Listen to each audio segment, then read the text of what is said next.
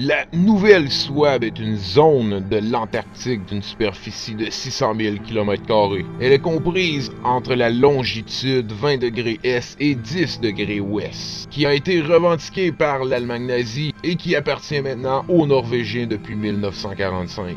L'Allemagne lança plusieurs expéditions dans la région de l'Antarctique à la fin du 19e siècle.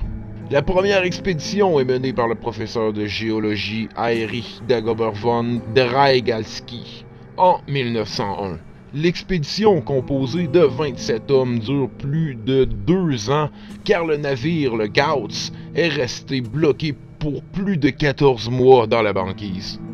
Ils étudient entre autres les climats, de géographie et le magnétisme, et on leur doit la découverte de la Terre Guillaume II, qui est une région se trouvant entre le cap Bengt à 87 degrés 43 pouces Est et le cap Filchner à 91 degrés 54 pouces Est. Elle est revendiquée comme le district du territoire antarctique australien par l'Australie. La deuxième expédition officielle a eu lieu en 1911-1912. Elle est menée par Wilhelm Filchner, qui espère vérifier que l'Antarctique est bien constitué d'une seule terre. Par contre, il n'atteint pas son objectif principal, mais son navire, le Deutschland, pénètre en mer de Wendel, qui était alors inexplorée. La troisième expédition a eu lieu en 1938 et 1939, menée par Alfred Richter, qui veut sécuriser une zone en Antarctique pour la pêche à la baleine. La raison est bien simple, à cette époque, l'huile de baleine était la principale matière première pour la fabrication de margarine et de savon que l'Allemagne achetait à un nombre de 200 000 tonnes aux Norvégiens. Le 17 décembre 1938, le navire, le Schwabenland, part du port de Hambourg avec 33 personnes à bord. Le bateau accoste en janvier 1939. Les nazis commencèrent alors à explorer et à créer une map pour la région. Les semaines suivantes, les 2 hydravions du navire Schwabenland, le Passat et le Boreas, effectuent une quinzaine de vols au-dessus de la région, quadrillant la zone en réalisant plus de 11 000 photographies aériennes. L'Axe nazi sécurise alors 3 territoires en y plantant 3 drapeaux nazis avant de repartir pour l'Allemagne. 2 autres expéditions étaient planifiées pour les étés 1939-1940 et 1940-1941, avant d'être annulées à cause de la Seconde Guerre mondiale.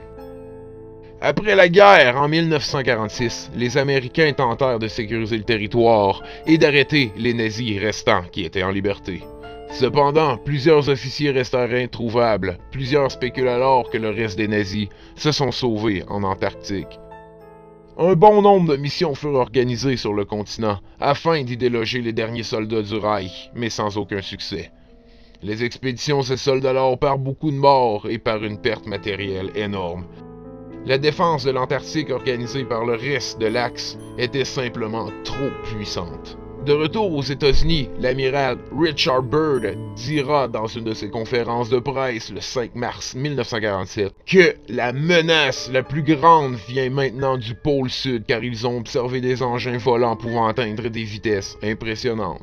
Mais qu'est-ce que le reste des nazis et de l'Empire du Reich essayaient donc de protéger en Antarctique?